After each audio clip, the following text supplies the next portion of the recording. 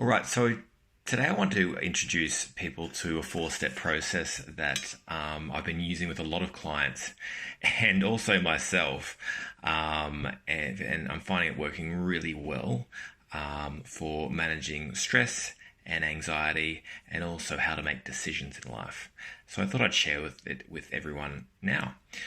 So the first step of the process when you've got a problem or a dilemma that you need to solve is to ask yourself, what happens if I do nothing? So will time solve this problem on its own? And this is often very helpful when you have, email arguments in organizations or people that you're working with involving multiple people and you try to be dragged into the situation. Oftentimes time just solves this on its own. So the second step, and you only go to step two is if step one doesn't solve the problem for you, is to ask yourself, whose problem is it really? Now, it might be your problem and you might have to go to step 3 and 4, or it actually might be someone else's problem.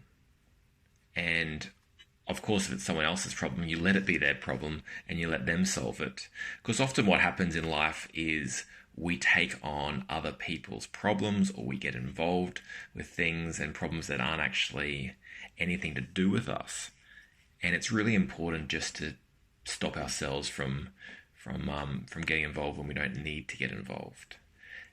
And essentially to be a lot more productive and effective. Okay, so let's assume that time's not going to solve it.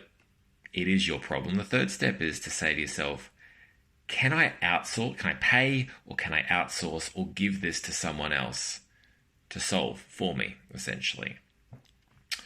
So this is why professionals are paid often, lawyers, property managers, accountants. We pay other people, or often staff are brought into the mix because we want to pay someone else to make our problems their problem. But you don't have to always have to actually be paying other person to make the problem their problem. Sometimes there's ways that you can do it without paying them.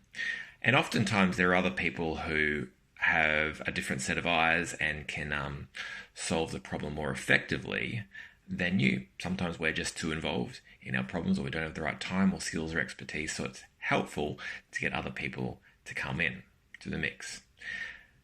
And the final step, if all this is the case, is to ask yourself, what's one thing that I can do that may not solve the problem, but will definitely get the wheels in motion?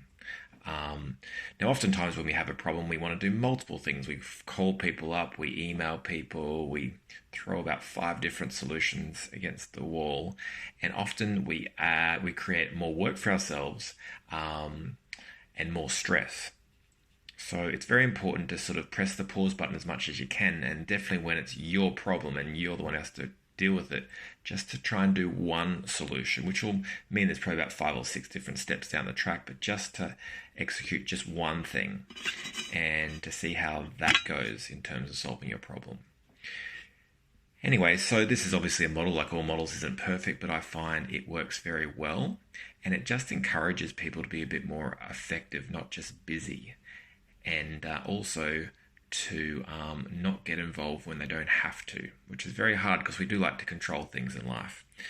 But in our need to control, we're often not as effective as we probably would like to be.